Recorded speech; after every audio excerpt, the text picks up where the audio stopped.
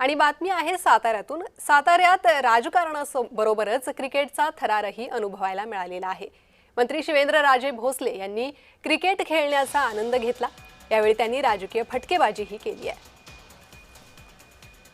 शिवेंद्रराजे भोसले यांनी क्रिकेट खेळण्याचा आनंद घेतला, त्यासोबतच नगरसेवकांना कानपिचक्याही दिल्या।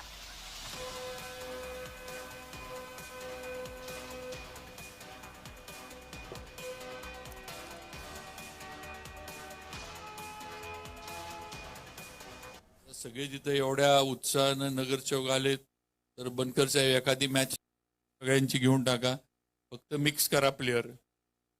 उगाच जुन्या पद्धतीनं आघाडीचं युद्ध नको।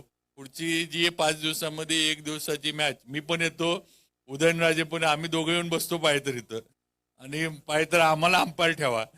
कुणाला आउट नॉट आउट ते आपण गल्लीतलं क्रिकेट खेळतात नाही का, लिंबू एखादा आपला कच्चा लिंबू वगैरे, तसं कुणाला खेळायचं ते आम्ही दोघं ठरवतो।